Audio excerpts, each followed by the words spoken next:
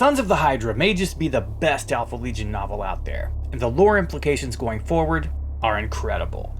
Where many of the best Alpha Legion stories are spy novels full of subterfuge and subtlety, this one is an action-adventure story, similar to Shroud of Night in that regard, but Sons of the Hydra is so Warhammer 40k, it's absolutely over the top.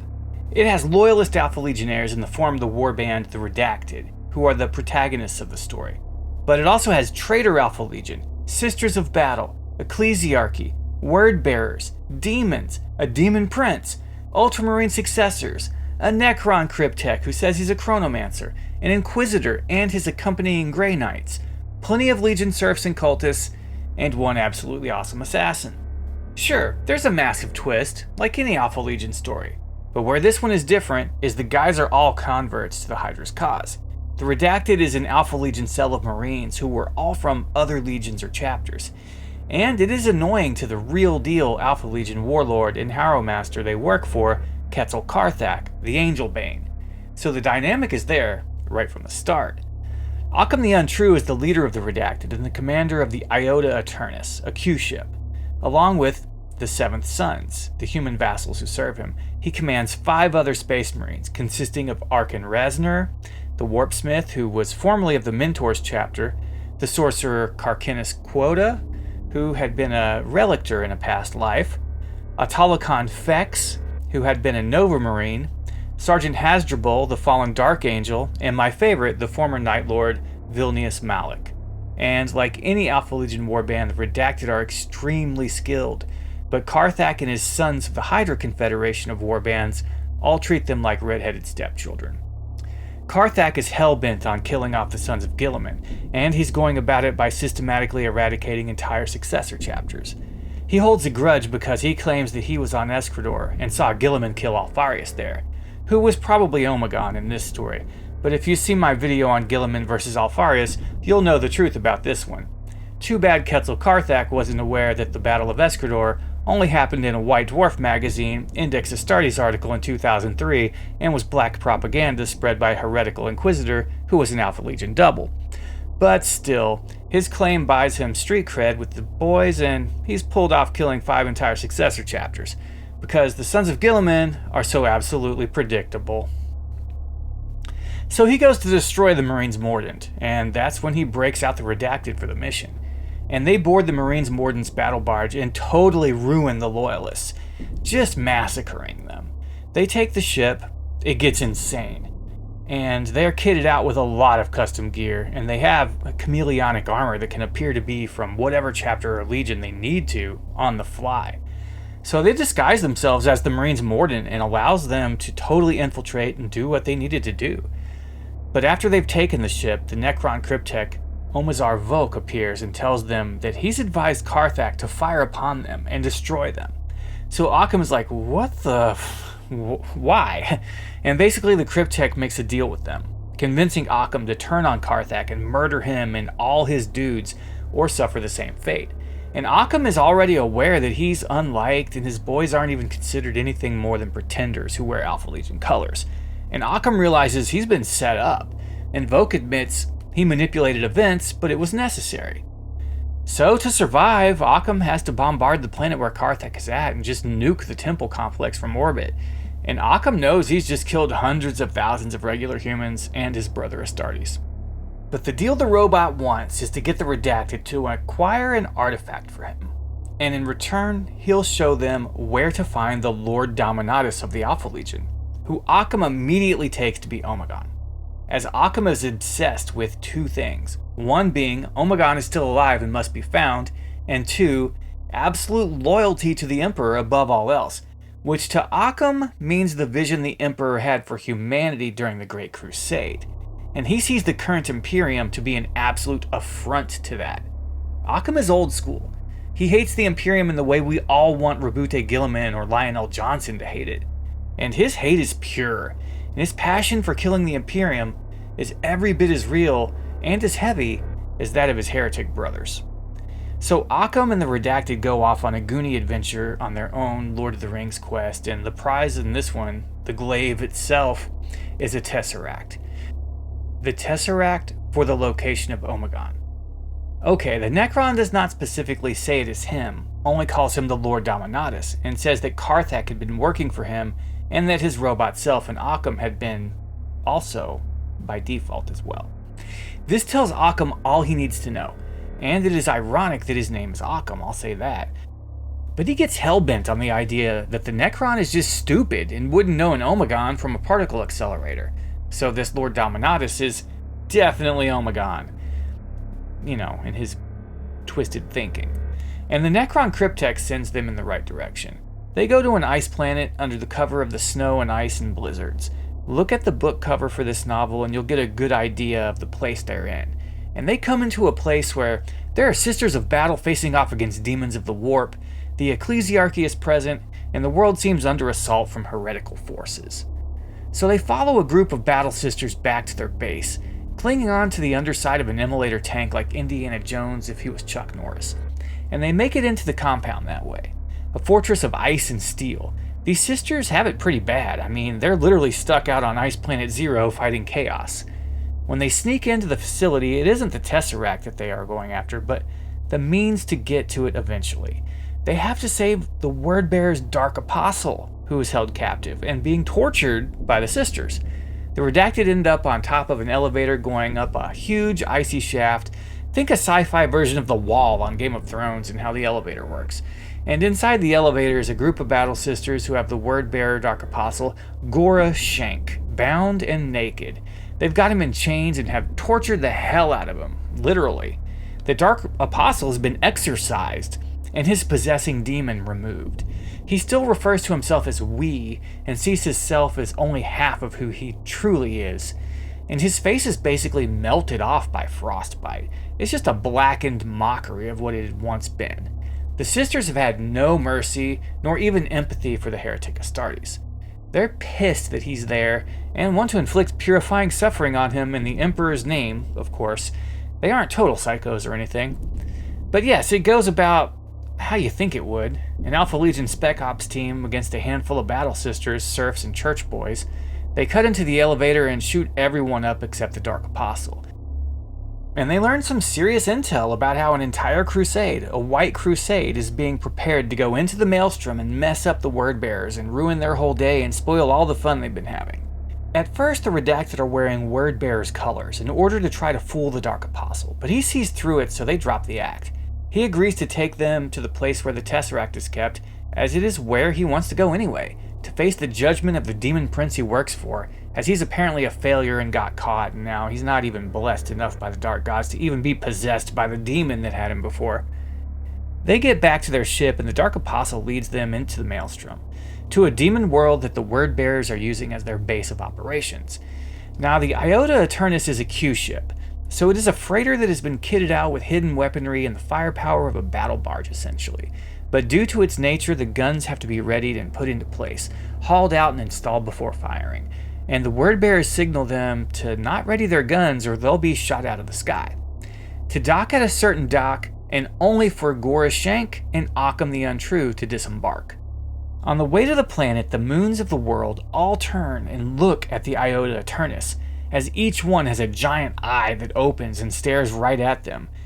Then they fly through a cloud of crystals that are reflecting warp energy, and each one is like a demon peering through at them, and some of the pieces are the size of dust particles, and some the size of their ship. It's the Maelstrom, and the Wordbearers are living in a crazy warp hell. The eyes of the moons surveilling the ship was, to me, absolutely awesome. But Occam is smart enough to know not to bring a weapon, and what he arrives to is a scene that might as well be out of a heavy metal sequel. The twisted court of a demon prince of chaos undivided. There are demons, space marines, serfs and cultists, sorcerers, possessed marines, everything you'd expect in a court of a demon prince. Gora Shank is brought before the prince, but Occam thinks it wise to chime in at one point, only bringing attention upon himself that he didn't want. Basically, since Gora Shank is no longer possessed and let the Imperium drive his demon out, but he's still loyal, he gets to go get possessed again. And since he's in charge of the Dark Apostles, he's more like a high priest. The others owe him fealty and kneel before him. The guy who took his place is executed by a Wordbearer's Terminator's chainglaive. But it was Lord Occam the Untrue who let them know that Gora Shank was still loyal. he was about to be executed, and probably Occam along with him, but Occam speaks up again, out of turn, and tells them all that a billion-strong White Crusade is heading right for them, and that only they know the details, so it's wise to let them live. And the Demon Prince sees the logic in this, and sends them off to an industrial dust and ash pit that would make Vashtor proud, and they're crucified upon stars of chaos, with other Marines who are there suffering. Their armor's so caked with the ash and dust that it is impossible to tell what they are anymore, and they slowly get offered up to demonic possession. But Occam knew to protect against that, and he laid out naked on a slab on his ship before going down, and had all sorts of glyphs, runes, sigils, prayers, etc. drawn all over his skin to keep demons away, even verses from Lorgar's own Lectitio Divinitatis. He was able to stave off possession, but Gorashank invited it, and became a totally sick demon who still had a blackened, frostbitten face, but he had huge claws and iron for bones and iron horns protruding from his demonic head. Okay, so one of the Redacted has slipped out of the ship during the chaos of it all and makes his way over to where Occam is being held and tortured, and beneath this area is a vault with many artifacts of the Word Bearers. One of them is the Tesseract, but when Gorashank is talking to the Demon Prince and the Dark Apostle who took his Crozius and swore they did everything they could to save him, and they didn't mean to leave him, etc., before getting chain-glaved through the heart and torn apart by demons, we get a tasty bit of info. The Tesseract is the prison for a greater demon, a bloodthirster of Khorne. And Hasdrubal, the sergeant, is making his way to the Tesseract, and he sets some melt-a-bombs. Okay, melt-a-bomb tangent. They are exceptionally powerful in the lore, like 3rd edition tabletop melt-a-bomb levels of power, as opposed to how they are now. People online seem to have a huge problem with the way melt-a-bombs are depicted in this story and others, but I'd counter that argument with read the Night Lord's trilogy. Well, you actually only need to read a few chapters into the first book. One of the main things they pull off in the beginning of Soul Hunter is taking down a Titan with melt-a-bombs by blowing one of its legs off. So there's some fighting, as you'd expect, but it wasn't too much. Just some Wordbearer's Dark Mechanicum guards who are watching over the vaults, and they're dispatched easily enough.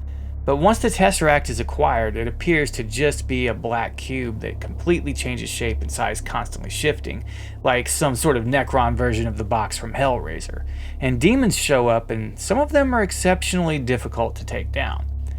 And this is where everything goes insane. Occam is rescued, and he was suffering, but hadn't been overcome by a demon yet.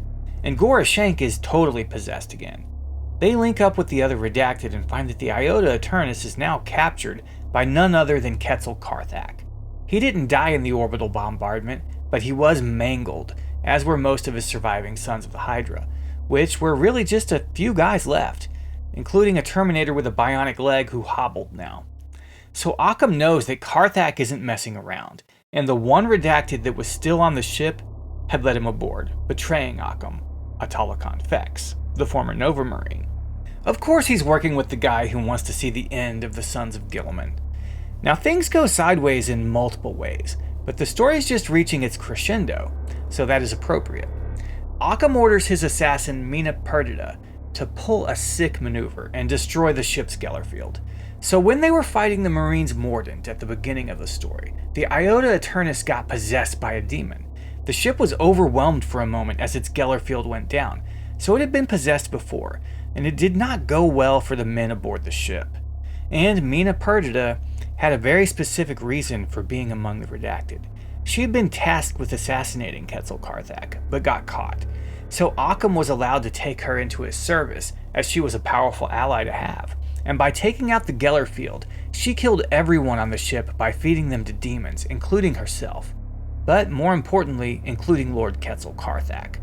So she accomplished her mission, and he was brutalized, as were his men, all the 7th Sons aboard the ship, and especially the traitor to the Redacted, Autolicon Fex, who got totally pulped, bashed into the walls and floors over and over by a huge tentacle. Perdita died, but her original mission to kill Carthac was accomplished, and she died fulfilled, only worrying about her immortal soul. Gorashank tells Occam that he's a beast for doing that, for unleashing the warp itself to consume his enemy. You're a twisted serpent, Occam the Untrue, proud and full of faith. We see, however, that you have finally made your pact with the darkness, that upon your order you unleashed the dread fury of the demon storm. The Dark Apostle had listened to Occam's final order, the order that had damned the ship and brought forth demonic vengeance upon Quetzal Carthac and his sons of the Hydra. To utilize the power of the storm is not to become one with it, Occam told the Dark Apostle. But Carthac had left Occam for dead, even as he faced his enemies, as Occam had done to him. And Carthac had drawn the attention of the Inquisition and led them to Occam. And so Occam and his remaining Redacted came face to face with an Inquisitor and an assload of Grey Knights. They disguised themselves as word-bearers, as there was no need in fighting them as well, and Gora's Shank and the other possessed were on site. It got crazy, and eventually Occam let the Bloodthirster out of the Tesseract. It had its wings shredded nearly off pretty early on by the Grey Knights, but that just pissed it off. The Bloodthirster ruined the Inquisitor, word-bearers, other demons, Grey Knights, including multiple of their baby carriers. I mean, this thing went totally buck wild, and it was a fun scene to imagine taking place on the tabletop. Some dudes just get totally splattered, and the Bloodthirster coughs up a river of blood and gore at one point, and produces a flail out of it. The thing is just going absolutely crazy, totally wild, and it's fun to read about. The Redacted go more or less unnoticed by the Inquisitor and the Grey Knights once the Bloodthirster is set free. But eventually it kills off some of the Redacted, and is intent on killing off Occam as well, and the beast finds itself on very unstable ground. And Occam just stomps his foot down hard and sends it down to meet its doom into a huge pit of acid and magma, unable to fly on its battered wings. Occam didn't beat the Bloodthirster by skill or martial prowess, he simply couldn't. He beat it by outsmarting it, in true Alpha Legion style. This is another thing people online are having a problem with, stating he's got too much plot armor and he's a Mary Sue. Well, if that's how you feel, and if plot armor is something you have a problem with, especially for a protagonist of his own story, then I'd suggest that maybe Warhammer isn't exactly for you, as it could just as easily be called Plot Armor 40k. Also, I would suggest that perhaps you're extremely insecure if you're using the term Mary Sue to describe a male character. It might just be projection. Basically, I'm saying, buck up and get over it, kiddies. This is Warhammer 40,000. Power armor itself is a metaphor for plot armor. Anyway, if you do have a problem with it, please take it up with Rebute Gilliman. So, Occam and his surviving Redacted, which is like two other guys at this point, one being the sorcerer Carcinus Quota, escape disguised as word-bearers and board a word-bearer's ship, ordering it to take off. Quota is pushed to his absolute limit as he psychically projects their disguises and keeps the glamour up so that the entire crew believes they are the commanders of the vessel, and also so that the other word-bearers' ships didn't shoot them down. It was quite a feat, and Quota really deserves a medal or something for that, perhaps some tea and sandwiches or something. So they flee the world, leaving the Maelstrom, and then Voke shows back up on the bridge of their new ship. The creepy Necron, just appearing out of thin air again, demands the Tesseract, to which Occam responds with, "Where's the Lord Dominatus?" So the Necron tries to play them and says that just as he was unable to go into the Maelstrom to retrieve the Tesseract, so too were they unable to go where the Lord Dominatus is. And it gets shut down quick. Occam straight up kicks that Necron in the spine and breaks it, sending it across the room, snapping its back. But like Necrons do, it stitches itself back together quick and heals right up, standing its scrawny ass back up. It agrees, but says it will be perilous. So they plot a course for what ends up being the Galactic Core, and the Chronomancer says that it is his original homeworld, though he doesn't exactly divulge that that statement means it was a Necron-tier planet before the Catan ate the souls of his race and turned them into robot automatons. But what they do find is that the Galactic Core is an exceptionally bright place, as one would expect. The density of star distribution is very thick. The other thing that is of note is how the warp calms in the area, making the sorcerer's use of psychic powers impossible for the most part, and their disguises fail. But also all the word bearers on the entire ship cease to be possessed, and the ship itself loses its possessing demon. Well, at least most of its influence. It was reduced to some static in the klaxons and comm systems, biding its time until it could come back to full strength. But it was like they were in an area of space that acted much like a pariah. A ship was following them in the void and eventually asked who they were and what their business was. The reply was that it was Occam the Untrue, Stikemaster of the Redacted, and they sought an audience with the Lord Dominatus. There was a bit of banter, but the Alpha Legionnaires on site are taken by surprise at the visit, and they are really not into it. And they get into the world, which is absolutely Necron, an ancient tomb world operating by some arcane eldritch technology based on gravity. The planet has a raging hot metal core and a crust, but the mantle was gone, and it was otherwise hollow. The people on the planet were on the inside of the crust, and looking up they could see the planet's core, which Occam noted he felt like if he jumped off some stairs or something high, he would just fall upward into it, which was disorienting and difficult even for his advanced genetically engineered biology to adapt to. That sounds like a nightmare world to me, but the Redacted are taken before the Lord Dominatus, and Occam is just like, hey, you're my lost gene father. You're a Primarch. You're Omegon. I know it, and I've been serving you in secret, but I want to serve you openly. And the Lord Dominatus just laughs it off and is like, really? I am? Are you sure? And it is crazy, but it seems like the entire facility is made of black stone, and there are pylons everywhere, which explains why it's a null zone, a pariah nexus, if you will. Then Omazar Voke shows back up and literally says he was never working with or on behalf of the Lord Dominatus or the Alpha Legion, be it Occam the Untrue and his Redacted or Lord Quetzal Karthak and his Sons of the Hydra Coalition. The being that Voke has led Occam to is a Catan shard of the Deceiver operating on a Necron world that he destroyed, using the Alpha Legion to do his bidding, and posing as their Primarch Omegon, one of the Alpharian twins. He's a god essentially, or at least a shard of one, posing as a prince of the galaxy, a true son of the Emperor, or at least that's how Occam sees it. And so there's a fight, a nasty one too. Everyone dies. I mean, how could they not? From the members of the Redacted to the word bearers who, some of which came with them unknowingly and unwittingly, to the Alpha Legionnaires who found out they were working for a Catan and not their Primarch, everyone was involved.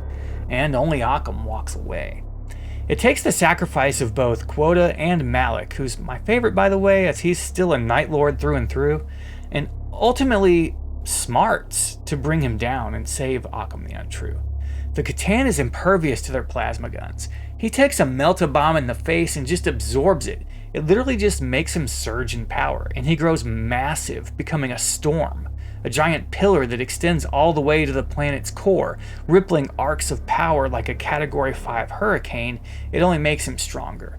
Occam can see a lone figure of perfect proportions and metal skin in the middle of the storm, and the eye of it, just spinning inside the cyclone, trying to seem as godly as he can, I suppose. And going back to earlier in the video, remember, in the lore, melt-a-bombs are incredibly powerful and have taken down Titans.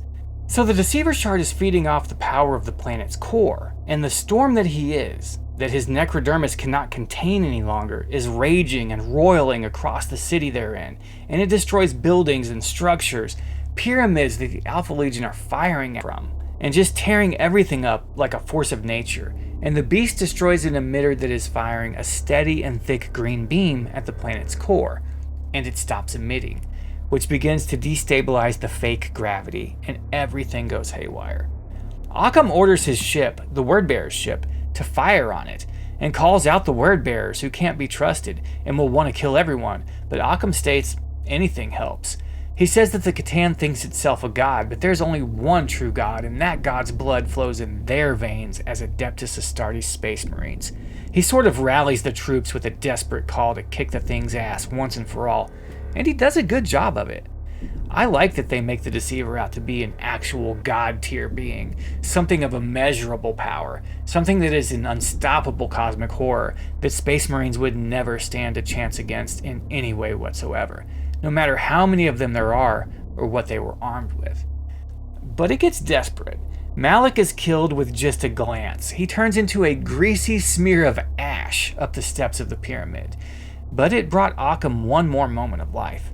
The only thing that seemed to wound the Catan at all was the demon weapons of the Wordbearers and their demonic claws. Since the pillars were mostly destroyed in the Star God's rampage, they became possessed again. and one of them, Captain Vorpal, and his second, a possessed marine, take the fight right to the Catan and stab him through with a demon sword, which causes a cry of agony from the Star God. Then, as he's distracted by killing the word bearers and making it personal by using his hands, Quota runs him through with the demon sword again, which is just enough distraction for Occam to use the box, the Tesseract. He sets it to open, and as it starts to, he throws it at the Catan, who catches it, thinking it is another melt-a-bomb, but when he looks down, it sucks him into the prison of its hyperdimensional form.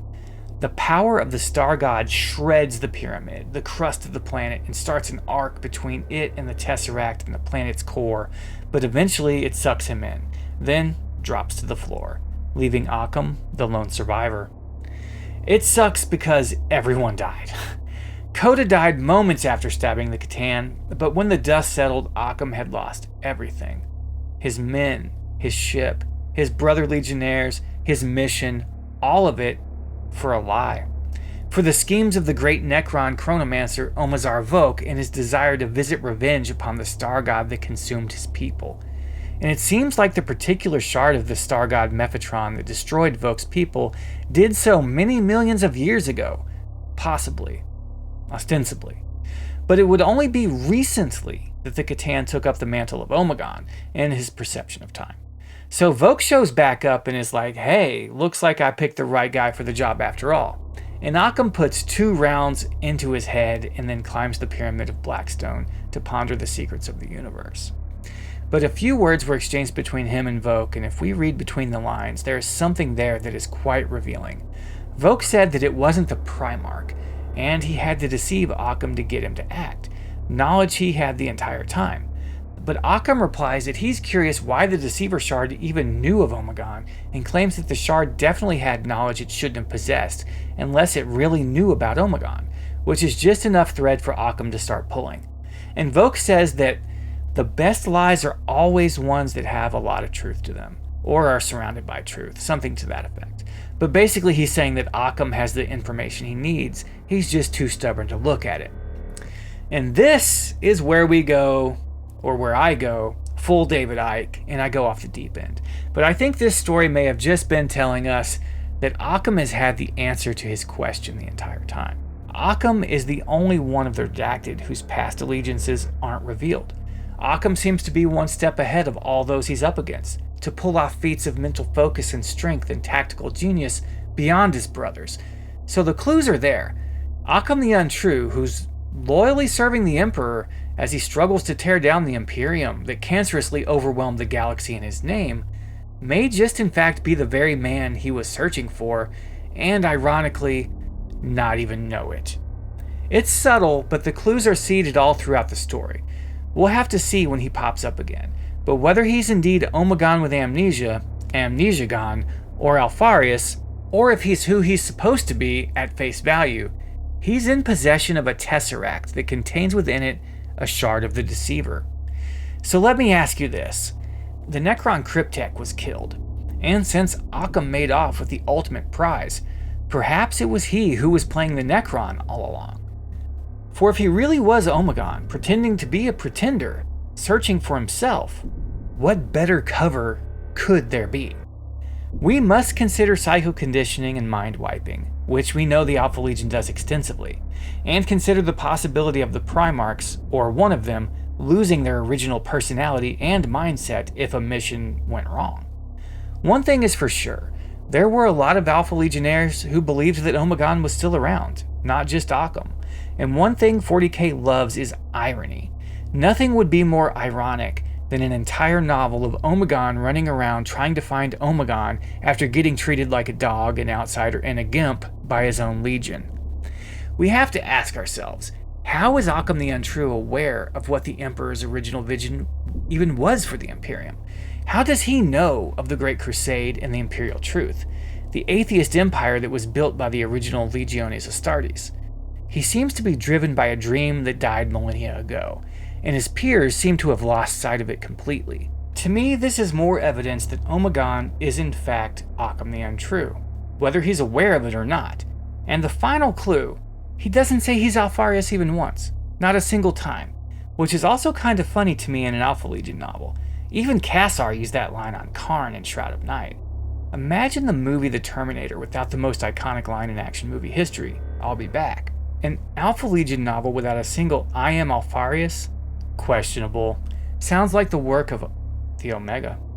Also, it seems like the Catan shard of the Mephitron knew the irony of the situation he was facing when Occam stepped to him.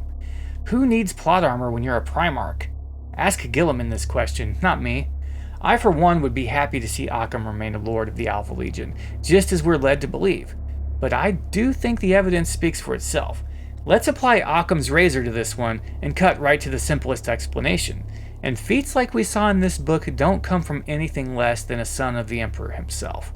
I do, in my opinion, believe that we have indeed found Omegon. Whether he knows it or not himself is what's debatable. Hydra Dominatus.